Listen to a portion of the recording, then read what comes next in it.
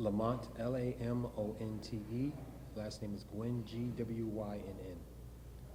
And tell me how you came to come to this facility to use their services. Well, back in January of last year, of 2019, I was essentially homeless, living in transitional housing. And UP has a program called the STEP program. It's a 6-week program, educational and training program. And I came to go through this program because I also was struggling with addiction and was getting through addiction. So it was a great program to help me move from where I was to where I am today. How, before this whole recent crisis happened, where were you in your life? I was actually in a really great place.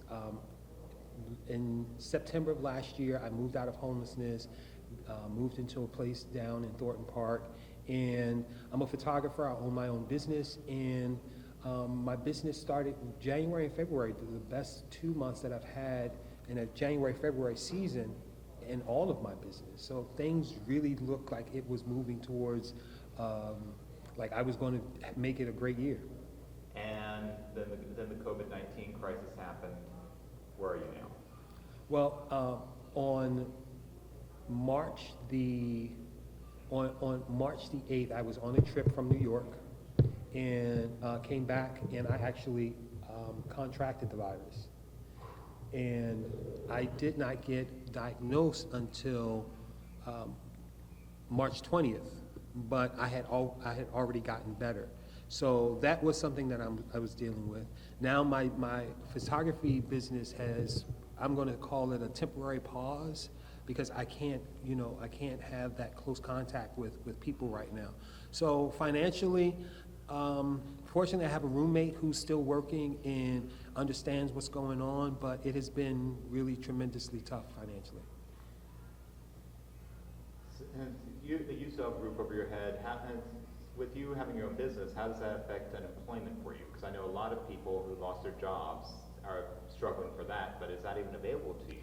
So I have not applied for unemployment, and the only reason why I haven't is because the state has had so many issues that I was just going to wait till all of the issues, all of the bugs got worked out before I applied. Okay, so you haven't gone through the process because you've heard. Right. It's been really tough for a lot of Floridians who are applying for unemployment. So for me, I just said, you know what? Let me just wait until more people are approved. Hopefully, I'll be able to get approved.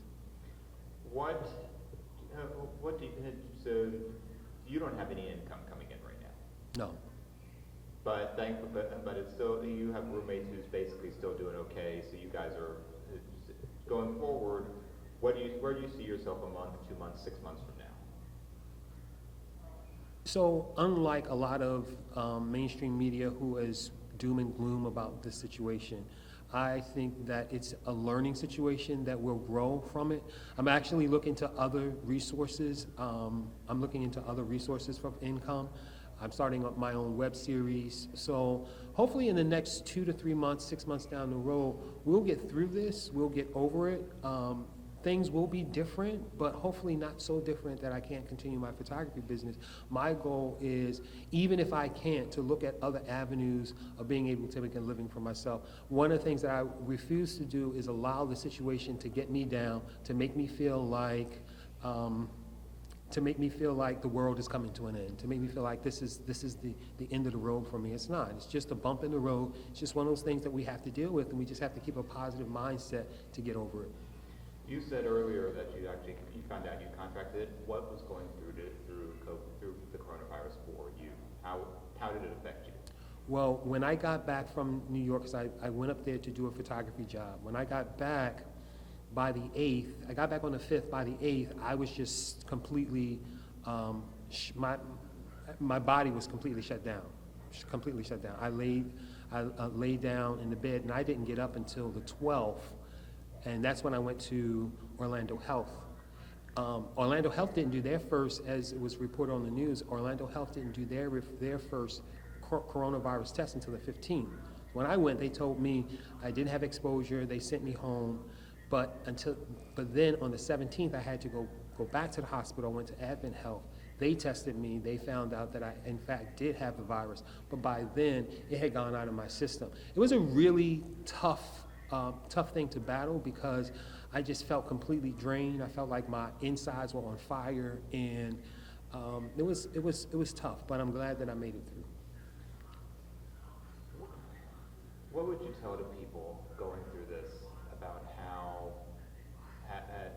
about just, you made it through this virus. Well, how would you tell people, what would you say to people about getting through this time? I mean, it's not only the virus itself, but also the economic aftermath. Because, I mean, you feel the pain. You know that there's only so much you can do right now. Right.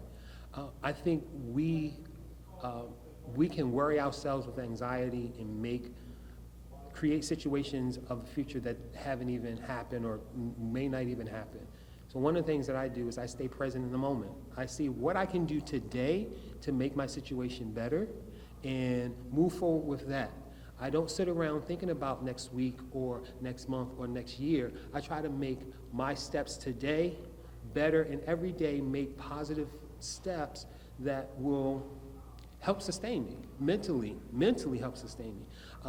I've been through storms before, and I've made it through. Being able to make it through homelessness is one of those storms that I made it through. So for me, this, although I had the virus, although I, financially am struggling, I'm not going to allow it to dictate my future and make me feel like I'm not going to make it.